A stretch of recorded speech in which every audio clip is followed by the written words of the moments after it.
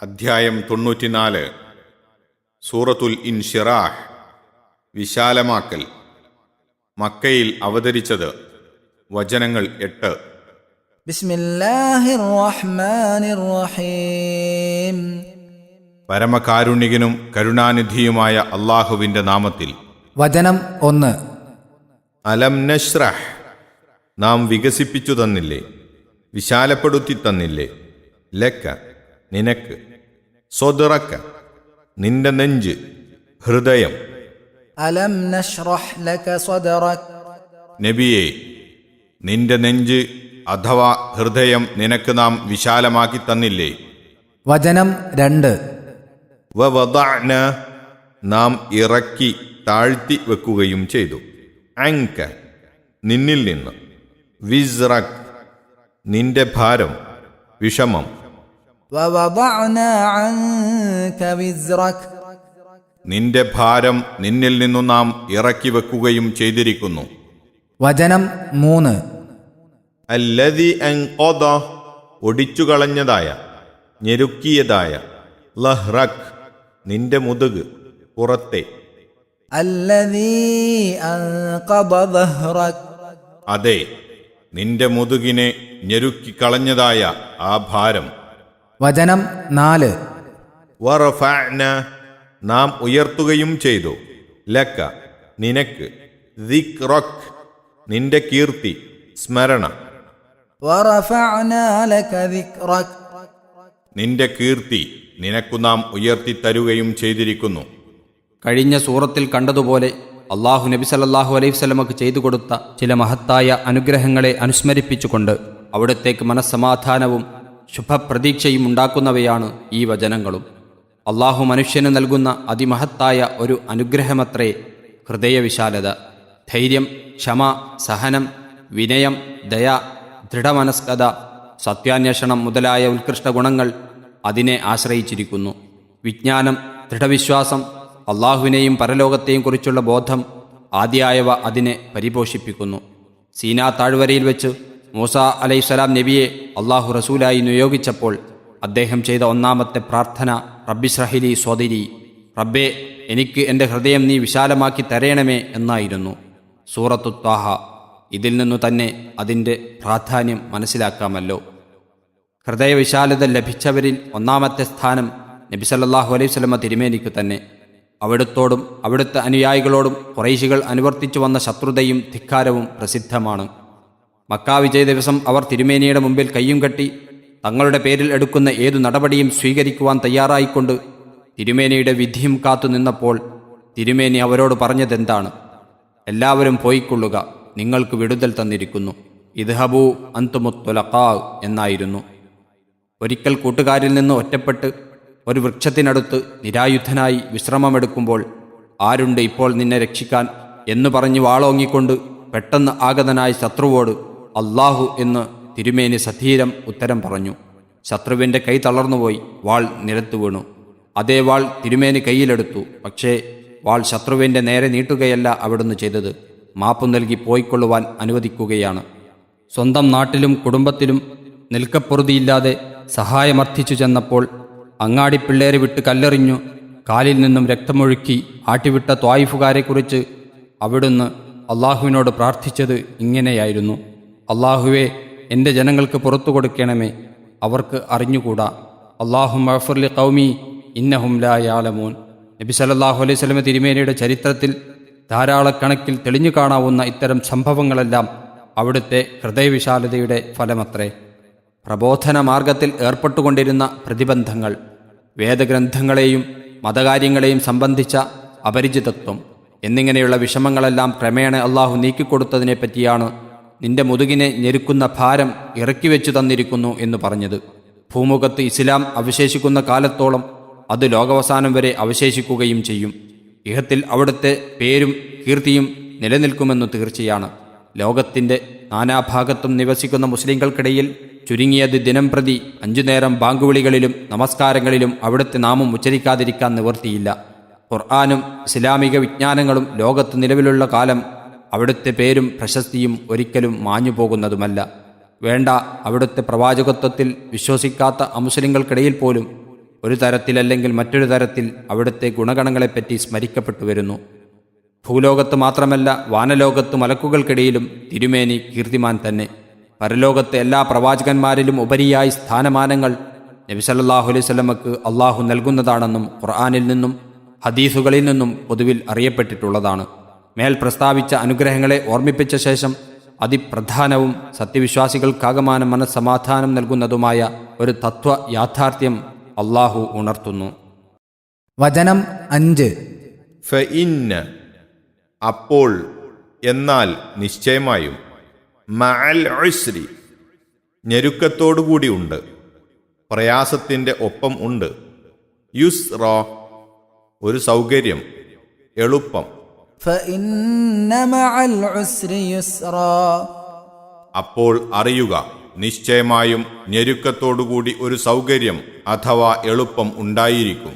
വചനം 6. ഇന്ന മഅൽ ഉസ്രി നിശ്ചയമായും ഞെരുക്കത്തോടൊപ്പമുണ്ട്, യുസ്റ ഒരു സൗകര്യം.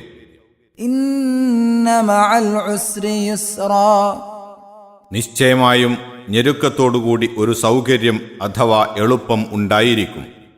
നാം സദാ ഓർമ്മിച്ചിരിക്കേണ്ടതും ഓർമ്മിക്കുന്നവർക്ക് ജീവിതത്തിൽ നിത്യമനസമാധാനവും സൽപ്രതീക്ഷയും പ്രദാനം ചെയ്യുന്നതുമാണ് ഈ 2 ചെറുവചനങ്ങൾ. ഈ ജീവിതത്തിൽ ബാധിക്കുന്ന ഏതുതരം ഞെരുക്കമാകട്ടെ, അതിനെ തുടർന്ന് ഒരു ആശ്വാസവും സൗകര്യവും ഉണ്ടാകുക തന്നെ ചെയ്യുമെന്ന് അള്ളാഹു ആവർത്തിച്ചുറപ്പിച്ചു പറഞ്ഞിരിക്കുകയാണ്. ഞെരുക്കത്തോടുകൂടി സൗകര്യമുണ്ടായിരിക്കുമെന്ന് ഒരു പ്രാവശ്യം പറഞ്ഞു മതിയാക്കാതെ 2 പ്രാവശ്യം പറയുകയും ഓരോ വാചകത്തിലും ഇന്ന അഥവാ നിശ്ചയമായും എന്ന അവ്യയം ചേർത്ത് ശക്തിപ്പെടുത്തുകയും ചെയ്തിരിക്കുന്നു. കൂടാതെ വാചക ഘടനയിൽ മറ്റൊരു രഹസ്യം കൂടി അള്ളാഹു ഉൾക്കൊള്ളിച്ചിരിക്കുന്നത് കാണാം. ഞെരുക്കത്തെപ്പറ്റി പറഞ്ഞപ്പോൾ അൽ ഉസ്ർ എന്ന് അൽ ചേർത്തു പറഞ്ഞു. സൗകര്യത്തെക്കുറിച്ച് പറഞ്ഞപ്പോൾ യുസ്റൻ എന്ന് അൽ ചേർക്കാതെയും പറഞ്ഞു. അറബി ഭാഷാ മുറപ്രകാരം അൽ എന്ന അവ്യയം ചേർക്കപ്പെട്ട പദം മഗ്രിഫ അഥവാ പ്രത്യേക നാമം ആയിരിക്കും. അൽ ചേർക്കപ്പെടാത്ത തൻവീൻ സഹിതമുള്ള പദം നക്കിറ അഥവാ സാമാന്യ നാമവുമായിരിക്കും. ഇതനുസരിച്ച് ഒന്നാമത്തെ വാചകത്തിൽ പ്രസ്താവിച്ച അതേ ഞെരുക്കം അൽ ഉസ്ർ തന്നെയായിരിക്കും രണ്ടാമത്തെ വാചകത്തിലെ ഞെരുക്കവും. നേരെ മറിച്ച് സൗകര്യം യുസ്ർ ആകട്ടെ 2 വാചകത്തിലേതും വെവ്വേറെ ആയിരിക്കുകയും വേണം. അപ്പോൾ ഈ 2 വാചകങ്ങളുടെ സാരം ഏതാണ്ട് ഇങ്ങനെയായിരിക്കും: ഒരു പ്രത്യേകമായ ഞെരുക്കം സംഭവിക്കുന്ന പക്ഷം അതോടൊപ്പം ഏതെങ്കിലും തരത്തിലുള്ള ഒരു സൗകര്യം ഒന്നല്ലെങ്കിൽ മറ്റൊന്ന് തീർച്ചയായും ഉണ്ടായിരിക്കുന്നതാണ്. ഈ 2 വചനങ്ങൾ ഓതിക്കൊണ്ട് നബി സല്ലല്ലാഹു അലൈഹി വസല്ലം ഇപ്രകാരം അരുളി ചെയ്തതായി ഒരു ഹദീസിൽ വന്നിട്ടുണ്ട്: ഒരു ഞെരുക്കം 2 സൗകര്യത്തെ ജയിക്കുകയില്ല തന്നെ. അബൂ ഹാത്തിം സിജസ്താനി റഹിമഹുല്ല പാടിയതെത്ര വാസ്തവം. ഇദസ്തമലത് അലൽ യഅ്സിൽ ഖുലൂബു വലാഖാ ലിമാ ബിഹി സ്വദുറുർ റഹീബു വഔതഅത്തിൽ മകാരിഹു വത്മഅന്നത് വഅർസതു ഫീ അമാകിനിഹൽ ഖുതൂബു വലം തറാ ലിഇൻകിശാഫിൽ ദുർരി വജ്ഹ വലാ അഗ്നാ ബിഹീലതിഹിൽ അരീബു അതാക അലാ ഖനൂതിൻ മിൻക ഔസുൻ യമുന്നു ബിഹിൽ ലതീഫുൽ മുസ്തജീബു വകുല്ലുൽ ഹാദിസാതി ഇദാ തനാഹത് ഫമൗസൂലും ബിഹൽ ഫറജുൽ ഖരീബു. സാരം: ഹൃദയങ്ങളിൽ നിരാശ വന്നു മൂടുകയും വിശാലപ്പെട്ട ഹൃദയം അതുമൂലം കുടുസായിത്തീരുകയും അനിഷ്ട സംഭവങ്ങൾ ഒന്നൊന്നായി ഒത്തുചേർന്ന് ചടഞ്ഞുകൂടുകയും തൽസ്ഥാനങ്ങളിൽ ആപത്തുകൾ നങ്കൂരമിട്ടുറപ്പിക്കുകയും ഉപദ്രവം നീങ്ങുവാനുള്ള ഒരു മാർഗവും നീ കാണാതിരിക്കുകയും ബുദ്ധിമാന്റെ കൗശലം കൊണ്ട് അതിന് പരിഹാരമുണ്ടാകാതിരിക്കുകയും ചെയ്യുമ്പോൾ അതാ നീ നിരാശപ്പെട്ടുകൊണ്ടിരിക്കവേ നിനക്കൊരു സഹായം വന്നെത്തുന്നു. അഥവാ പ്രാർത്ഥനയ്ക്ക് ഉത്തരം നൽകുന്ന ആ സൗമ്യശീലൻ അള്ളാഹു അത് പ്രദാനം ചെയ്യുന്നു.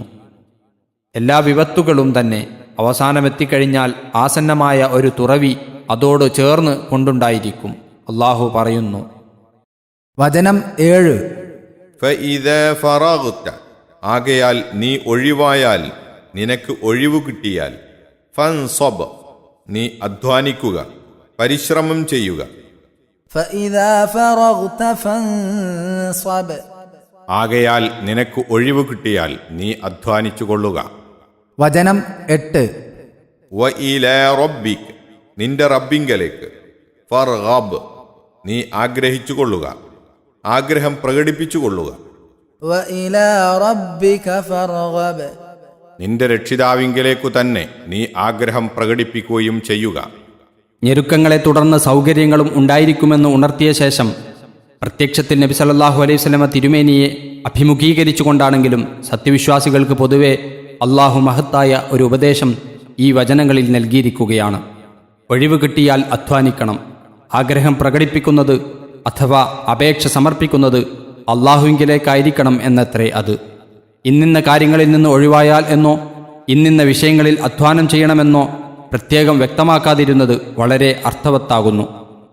ഐഹിക കാര്യങ്ങളിൽ നിന്ന് ഒഴിവ് കിട്ടുമ്പോൾ പാരത്രിക കാര്യത്തിലും, ശത്രുവുമായുള്ള സമരത്തിൽ നിന്ന് ഒഴിവ് കിട്ടുമ്പോൾ ദേഹേച്ഛകളോടും പിശാചിനോടുമുള്ള സമരത്തിലും, ജനങ്ങളുമായി ബന്ധപ്പെട്ട വിഷയങ്ങളിൽ നിന്ന് ഒഴിവാകുമ്പോൾ അള്ളാഹുവുമായി ബന്ധപ്പെട്ട കാര്യങ്ങളിലും, വ്യക്തിപരമായ ആവശ്യങ്ങളിൽ നിന്ന് സ്വസ്ഥമാകുമ്പോൾ സമുദായത്തിൻ്റെ പൊതുകാര്യത്തിലും, നിർബന്ധ കർമ്മങ്ങൾ ചെയ്തു തീർന്നാൽ ഐച്ഛികമായ കർമ്മങ്ങളിലും, പകലത്തെ ജോലിത്തിരക്കുകൾ അവസാനിച്ചാൽ രാത്രി നമസ്കാരത്തിലും, നമസ്കാരം തീർന്നാൽ പ്രാർത്ഥനയിലും, ഇങ്ങനെ ഒരു വിഷയത്തിലുള്ള ശ്രദ്ധയിൽ നിന്ന് ഒഴിവ് കിട്ടുമ്പോൾ മറ്റൊരു നല്ല വിഷയത്തിൽ ശ്രദ്ധ പതിക്കേണ്ടതാണെന്നുള്ള മഹത്തായ ഒരു സാരോപദേശമത്രേ ഇത്. ഒരു കാര്യത്തിൽ ശ്രദ്ധ പതിഞ്ഞുകൊണ്ടിരിക്കെ മറ്റൊരു കാര്യത്തിൽ വേണ്ടത്ര ശ്രദ്ധ പതിക്കുവാൻ മനുഷ്യർക്കു സാധ്യമല്ല. ആ ജഅലല്ലാഹു ലിറജുലിൻ മിൻ ഖൽബൈനി ഫീ ജൗഫിഹി, ഒരു മനുഷ്യനും തന്നെ അവൻ്റെ ഉള്ളിൽ അള്ളാഹു 2 ഹൃദയങ്ങളെ ഏർപ്പെടുത്തിയിട്ടില്ല. 33-4. ഭക്ഷണത്തിൻ്റെ മുമ്പിൽ വെച്ചും മലമൂത്ര വിസർജനത്തിന് മുട്ടുമ്പോഴും നമസ്കരിക്കരുതെന്ന് വിരോധിക്കുന്ന മുസ്ലിം രേഖപ്പെടുത്തിയ നബിവചനം ഈ തത്വത്തെ ആസ്പദമാക്കിയാവുന്നു.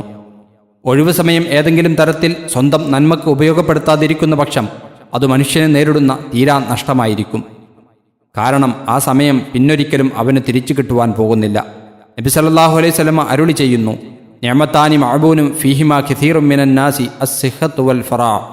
2 അനുഗ്രഹങ്ങളുണ്ട്, അവയിൽ മിക്ക മനുഷ്യരും നഷ്ടം ബാധിക്കുന്നവരാണ്: ആരോഗ്യവും ഒഴിവു സമയവും. ബുഖാരി. ഏതൊരു കാര്യവും നിർവഹിക്കുവാൻ അള്ളാഹുവിങ്കിൽ നിന്നുള്ള സഹായം അനിവാര്യമാണ്. അതിൻ്റെ പര്യവസാനം നന്നായിത്തീരുവാൻ അവൻ്റെ അംഗീകരണവും അനിവാര്യം തന്നെ. അതിൻ്റെ യഥാർത്ഥ പ്രതിഫലം അവനിൽ നിന്നു മാത്രം ലഭിക്കേണ്ടതുമാണ്. അപ്പോൾ എല്ലാ കാര്യത്തിലും അവൻ്റെ മുമ്പിൽ ആഗ്രഹം പ്രകടിപ്പിക്കേണ്ടത് ആവശ്യമാകുന്നു. അവനോട് മാത്രമേ അത് പ്രകടിപ്പിച്ചിട്ട് ഫലവും ഉണ്ടാവുകയുള്ളൂ. പാരത്രികമെന്നോ ഐഹികമെന്നോ മതപരമെന്നോ ലൗകികമെന്നോ ഉള്ള വ്യത്യാസം കൂടാതെ എല്ലാ നല്ല കാര്യത്തിനും അള്ളാഹുവിൻ്റെ മുമ്പിൽ അപേക്ഷ സമർപ്പിക്കാവുന്നതും സമർപ്പിക്കേണ്ടതുമാണ്.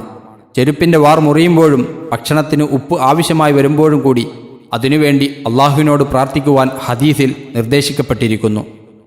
തിർമിദി. ഇത്രയും നിസ്സാരപ്പെട്ട കാര്യങ്ങൾ പോലും അള്ളാഹുവിൻ്റെ സഹായം കൂടാതെ സാധ്യമാകുന്നതല്ലെന്ന് അല്പം ആലോചിക്കുന്നവർക്ക് അറിയാവുന്നതാണ്. എന്നിരിക്കെ വൻ കാര്യങ്ങളെക്കുറിച്ച് പറയേണ്ടതുണ്ടോ? ഏതൊരു കാര്യത്തിനും പ്രാർത്ഥിച്ചു ചുമ്മാ ഇരുന്നാൽ പോരാ. ഓരോന്നിലും അവരവർക്കറിയുന്നതും കഴിയുന്നതുമായ ശ്രമങ്ങൾ ചെയ്യുകയും വേണ്ടതുണ്ട് എന്ന് പറയേണ്ടതില്ല. പക്ഷേ ആ ശ്രമം ഫലപ്പെടുത്തുന്നതും അള്ളാഹുവാണല്ലോ. എല്ലായ്പ്പോഴും ദുആ ചെയ്യുവാൻ പറ്റിയതും മേൽ ചൂണ്ടിക്കാട്ടിയ വസ്തുതകൾ മനസ്സിലാക്കുവാൻ ഉതകുന്നതും നബി സല്ലല്ലാഹു അലൈഹി വസല്ലമ തിരുമേനി ദുആ ചെയ്യാറുണ്ടായിരുന്നതായി ഇമാം മുസ്ലിം റഹിമഹുല്ല ഉദ്ധരിച്ചിട്ടുള്ളതുമായ ഒരു ദുആ ഇവിടെ ഉദ്ധരിക്കുന്നത് നന്നായിരിക്കും. അല്ലാഹുമ്മ അസ്ലിഹ് ലി ദീനി അല്ലദീ ഹുവ ഇസ്മത്തു അംരി വസ്ലിഹ് ലി ദുനിയായ അല്ലത്തി ഫീഹാ മആശി വസ്ലിഹ് ലി ആഖിറത്തി അല്ലത്തി ഫീഹാ മആദി വജ്അലിൽ ഹയാത സിയാദത്തൻ ലി ഫീ കുല്ലി ഖൈർ വജ്അലിൽ മമാത റാഹത്തൻ ലി മിൻ കുല്ലി ശർർ. സാരം: അല്ലാഹുവേ, എൻ്റെ കാര്യത്തിൻ്റെ രക്ഷയാകുന്ന എൻ്റെ മതനിഷ്ഠ നീ എനിക്ക് നന്നാക്കി തരേണമേ.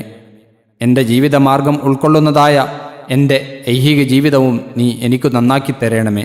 എൻ്റെ മടക്കസ്ഥലം ഉൾക്കൊള്ളുന്ന എൻ്റെ പാരത്രിക ജീവിതവും നീ എനിക്ക് നന്നാക്കി തരേണമേ. ഈ ജീവിതം എല്ലാവിധ നന്മയിലും എനിക്ക് വർധനവാക്കി തീർക്കുകയും ചെയ്യണമേ. മരണത്തെ എല്ലാവിധ തിന്മയിൽ നിന്നും എനിക്ക് ആശ്വാസമാക്കി തീർക്കുകയും ചെയ്യണമേ. അല്ലാഹുമ്മ ഇന്നാ നർഗബു ഇലൈക വനദ്ഉക ബിദുആഇ നബിയിക. അല്ലാഹുമ്മ വലക്കൽ ഹംദു വൽ മിന്നത്തു വൽ ഫളൽ.